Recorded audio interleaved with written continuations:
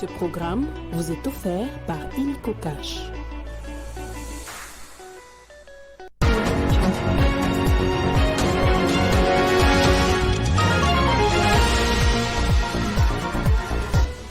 Situation sécuritaire préoccupante à Bweremana après les bombes larguées par les M23 qui ont fait plusieurs morts, parmi lesquels des enfants. Certains déplacés trouvent refuge dans la province voisine du Sud Kivu et appellent à l'aide du gouvernement.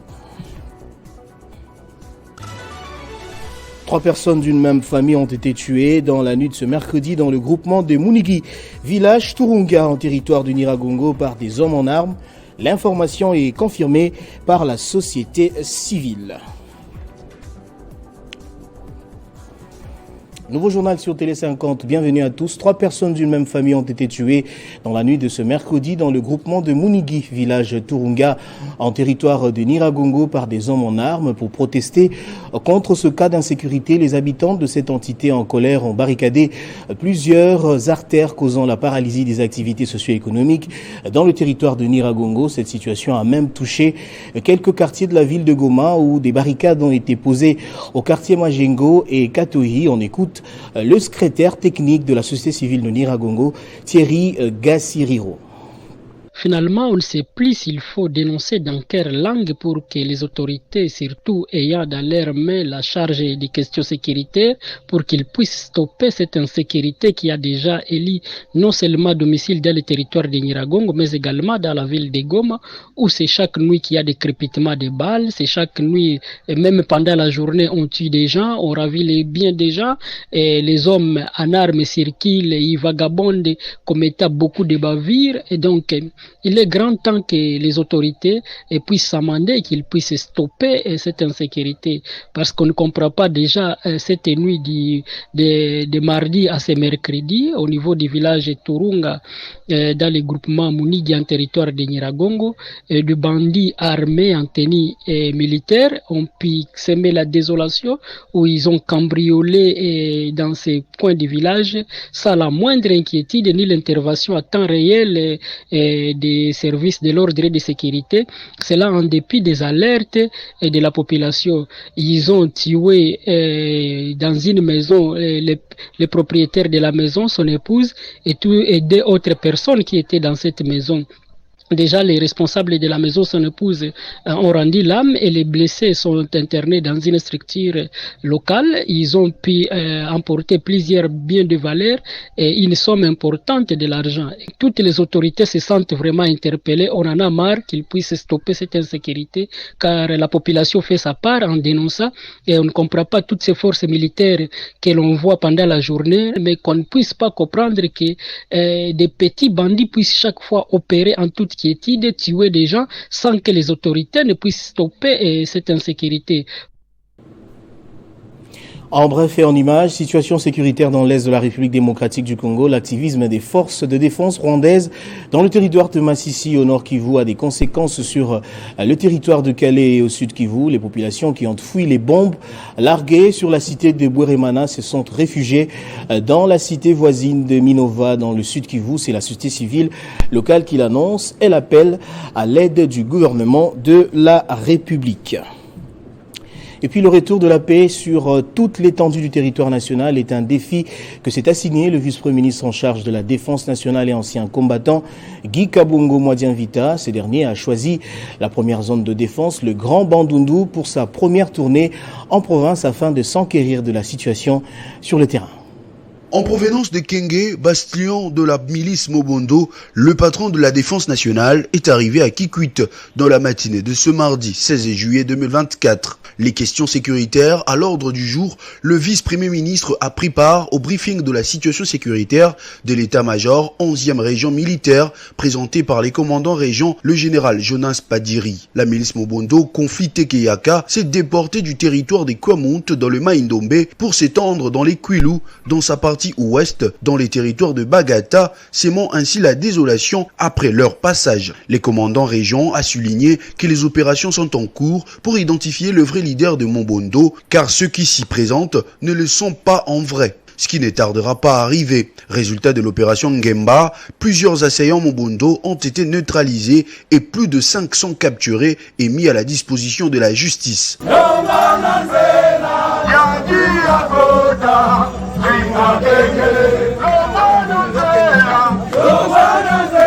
Au regard de cette situation sécuritaire, le vice-premier ministre, ministre de la Défense nationale, a donné des orientations fermes pour débouter cette milice. Différents corps militaires de la 11e région militaire réunis, Guy Kabombo Moudianvita, à cœur ouvert, a confronté les informations reçues afin de trouver des solutions adéquates.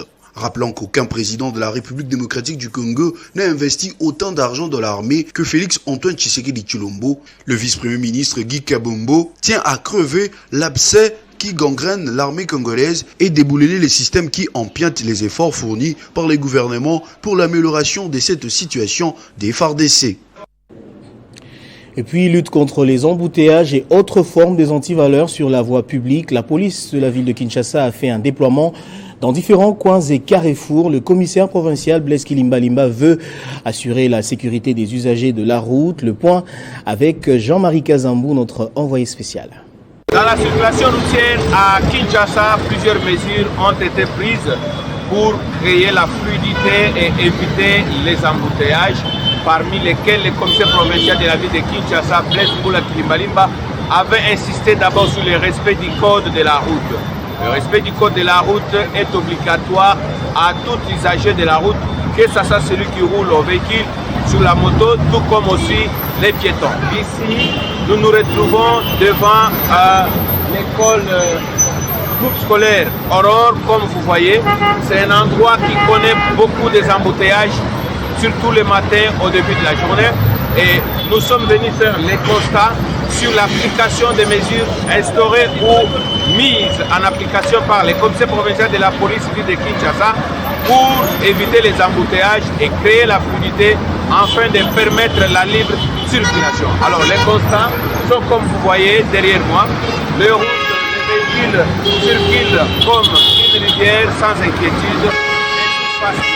Mais parmi les mesures, il y avait aussi l'interdiction aux taxis-motos d'accéder dans la commune de la Gombe, la commune des institutions, et ces mesures sont encore d'application.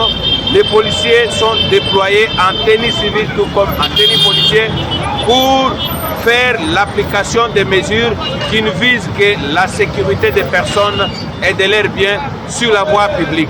Alors, nous continuons la ronde avec le commissaire provincial de la police de Kinshasa pour s'assurer que toutes ces mesures mises en application sont respectées du côté des usagers de la route, tout comme aussi du côté de la police. Parce que vous vous souviendrez que le commissaire provincial de la police avait aussi insisté sur la lutte contre la tracasserie routière. Tout policier, tout agent de la police qui sera surpris en flagrance de la tracasserie, il sera inquiété au respect du règlement d'ordre militaire ou encore règlement d'ordre intérieur de la police. Jean-Marie Kazambou, Télé 50. Merci beaucoup Jean-Marie Kazambou pour tous ces détails. Et puis l'Agence des zones économiques spéciales s'est estimée heureuse de recevoir mardi la visite du nouveau ministre de l'Industrie, Luc Kabomba, dans ses installations de la Gombe. Le directeur général de cette structure, Ogi Bolanda, a remis un cadeau au ministre qui a promis son soutien pour le bon fonctionnement de l'ASES. C'était une visite de prise de contact du ministre de l'Industrie et Développement de petites et moyennes entreprises à l'Agence des zones économiques spéciales en vue de s'imprégner des réalités sur terrain. Bien accueilli par toute l'équipe de cette structure, du président du conseil d'administration et du directeur général Bolanda Menga Ogi, le ministre Luc Kabomba Watoum a échangé avec cette dernière sur le fonctionnement et tous les désidératas du travail. J'ai trouvé un très bel accueil ici, un très bel esprit d'équipe et beaucoup de compétences que j'ai trouvées ici. Et cela m'a beaucoup rassuré en termes des attentes que le chef de l'État a sur cette structure. Car, comme vous le savez, c'est une volonté politique avant tout. Et c'est vrai, beaucoup de choses sont encore en chantier pour le moment, mais tous les signes portent à croire que nous sommes dans le bon. Je me rendrai très prochainement sur terrain également, pour aller voir l'évolution sur le terrain. Mais mes impressions restent très positives et je suis très optimiste quant à la suite. Par la suite, Le ministre Louis Kabamba Watoum visite les installations de la ZES et a de ses faits promis à toute l'équipe son soutien, le sens d'écoute et des considérations. La ZES, de par son directeur général Ogi Bolanda, a remis un cadeau au ministre de l'Industrie.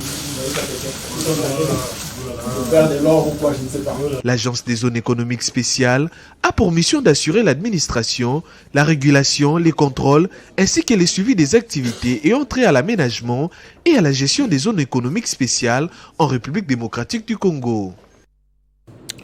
Le vice-gouverneur du Sud Kivu, Jean-Jacques Elakano, tire les oreilles des chefs des bureaux et d'antennes miniers de la division provinciale des mines au sujet de la mobilisation des recettes et la performance dans la prestation au service du développement de la province. Il a dit au cours d'une importante réunion tenue au musée géologique de Bukavu où le vice-patron de la province a invité ses agents à plus de performance et transparence en termes de collecte et mobilisation des recettes dans le secteur minier. Reportage de Joseph Amani.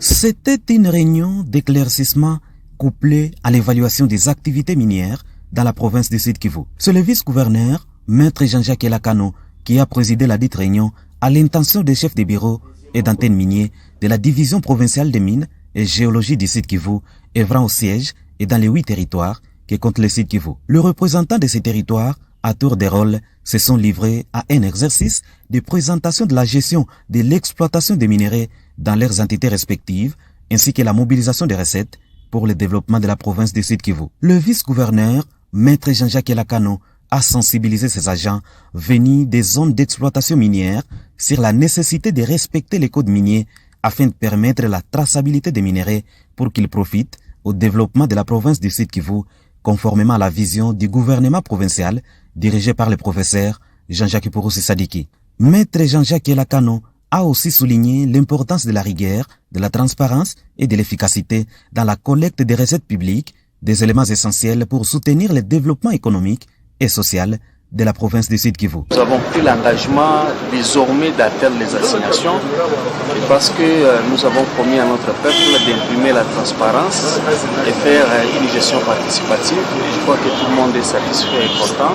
Nous pensons que d'ici 2 mois, nous allons atteindre les objectifs. Au cours de cette réunion, le vice-gouverneur, Maître Jean-Jacques Elakano, était accompagné de 2 ministres provinciaux, notamment la ministre des Finances, Dorothée Massirika, et celui des Mines, Martin Bitidjoula. Juste après, c'est dans la salle des réunions du gouvernorat que l'infatigable Maître Jean-Jacques Elakano a, au nom du gouverneur des provinces, le professeur Jean-Jacques Pouroussi Sadiki, présidé la réunion à l'intention des chefs des quartiers composant les 3 communes de la ville. Ici, il était question de solliciter l'accompagnement de ces chefs locaux afin qu'ils sensibilisent leur base sur la mobilisation des recettes en termes d'impôts fonciers ou encore l'impôt sur les revenus locatifs. Nous sommes déterminés à valoriser leur statut et à faire en sorte que nous puissions révolutionner les choses et permettre à notre province ou à l'économie de notre province de respirer. Et nous nous sommes mis d'accord que désormais nous allons travailler la main dans la main pour changer les statistiques. Jusque-là, la province n'arrive qu'à récolter 10% ou 15% des impôts, alors qu'il y a des maisons qui pililent dans la ville de Bukavu. Les duos de Jean-Jacques Pouroussi et Elakano sont plus que déterminés à faire de cette province de ce que souhaite la population, conformément à la vision du président de la République, Félix-Antoine Tshisekedi. En bref, en dehors de nos frontières, l'ancien président burundais Pierre Buyoya, mort en France en décembre 2020 pendant l'épidémie de Covid, avait été inhumé au Mali. Sa dépouille a été rapatriée hier, 16 juillet, dans son pays natal. Le corps de l'ancien chef de l'État n'avait pu être inhumé au Burundi en 2020 en raison d'une condamnation par contumace à la perpétuité. Il avait donc été enterré au Mali, pays où il résidait en tant que haut représentant de l'Union africaine pour le Mali et le Sahel. Place au rappel des titres à présent.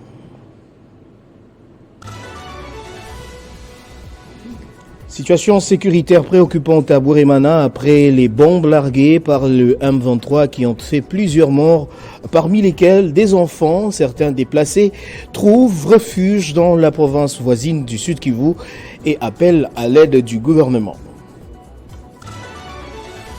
Et puis cette triste nouvelle, 3 personnes d'une même famille ont été tuées dans la nuit de ce mercredi dans le groupement des Munigi, village Turunga en territoire de Nyiragongo par des hommes en armes. L'information est confirmée par la société civile. On va prendre à présent la revue de presse.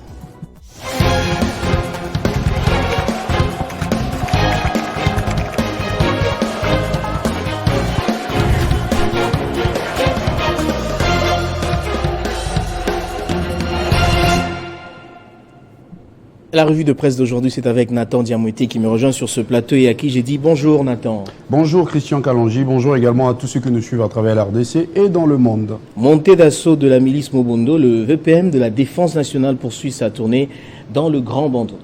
Eh bien, Christian Kalonji, le journal paru aujourd'hui s'intéresse essentiellement du ministre de la Défense nationale, Guy Kabombo, qui s'est rendu à Kikwit dans les cadres d'une tournée dans l'ex-Bandundu, une zone affectée par les conflits communautaires entre Teke et Yaka, selon Média Congo, qui entre d'ailleurs en lice. Il veut s'enquérir de la situation sécuritaire dans l'espace Grand Bandundu, où opèrent les miliciens Mobondo. Le lundi, il était dans la province du Kwango, où il a présidé les conseils provincial des sécurités. Le journal de Kinshasa qui titre « Le VPM Guy Kabombo, Mwadian Vita, en tournée pour la sécurité nationale » rapporte que le patron de la défense s'est rendu dans la première zone des défenses pour prendre des mesures fermes contre les milices perturbatrices, d'où son échange avec les commandants de la 11e région militaire, le général Jonas Padiri, autour des défis sécuritaires. En quoi Christian Senego.com, les bilans de la récente attaque de Mobondo a même été revu à la hausse. Plus de 50 personnes ont été lâchement tuées par ces assassins. Et puis le deuxième sujet, le chef de l'État Félix Antoine Tshisekedi a réarmé le numéro 1 de la sous-traitance Miguel Cachal Katambe pour ses prouesses dans l'émergence de la classe moyenne. Qu'en disent les journaux, Nathan? Exactement, Christian, c'était un tête-à-tête fructueux entre le chef de l'État Félix Tshisekedi et le directeur général de l'ARSP Miguel Cachal Katambe autour de la question de l'émergence de la classe moyenne en République démocratique du Congo. Ouvrons avec le journal Les Libres Débats International qui titre à la une « Le président de la République Félix Tshisekedi instruit au DG de la RSP Miguel Cachal de poursuivre avec fermeté l'émergence de la classe moyenne ». On peut y retenir, Christian, que devant les chefs de l'État, le DG de la RSP Miguel Cachal Katambe a fait le rapport des activités de cet établissement public caractérisé par plusieurs succès dans l'intégration de plusieurs Congolais dans les capitales des grandes entreprises de sous-traitance travaillant avec de grands groupes miniers. C'est le cas de l'entreprise Bangde qui travaille avec 6 communes et des 4 entreprises sous-traitantes du groupe ERG Africa où 7 actionnaires congolais, personnes physiques, ont intégré le capital. Le journal Avis d'Afrique qui titre à sa une « ARSP Félix Tshisekedi instruit au DG de l'ARSP de poursuivre l'émergence de la classe moyenne » et souligne que rangé derrière la vision du président Félix Tshisekedi, le DG de l'ARSP a promis au chef de l'État de multiplier les efforts pour atteindre les objectifs lui assignés. Et enfin, Christian, pour sa part, le journal Grand Débat renchérit qu'au cours de l'audience, le directeur général de l'ARSP a fait savoir aux premiers citoyens du pays que tous les travaux abattus par les personnels de cet établissement public au cours de ces derniers mois reposent sur l'accès des entrepreneurs congolais au marché. Et de son côté, le président de la République a donné sa bénédiction de voir l'ARSP continuer à travailler pour le développement de la chaîne de valeur avec des résultats probants à mi-parcours pour toutes les actions initiées. Et puis Nathan, votre troisième sujet, au Kenya, encore des manifestations contre le président William Ruto.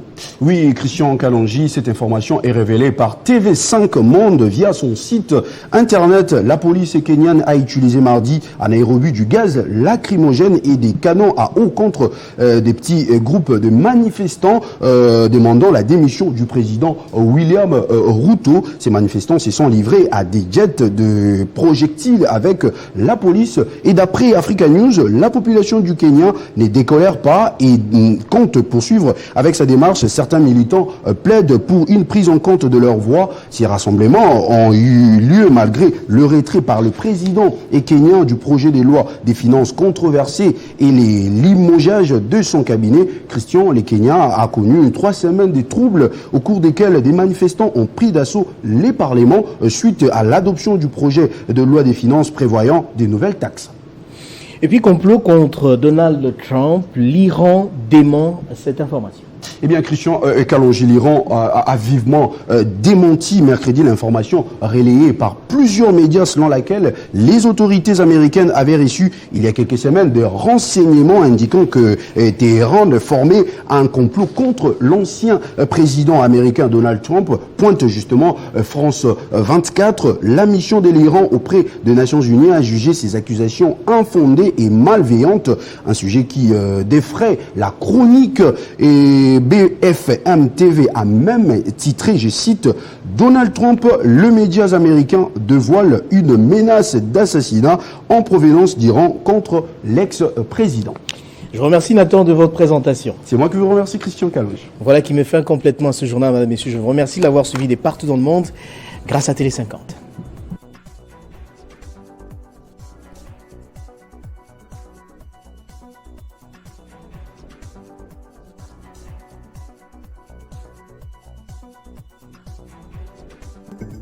Retrouvez toute l'actualité en continu sur www.tele50.cd.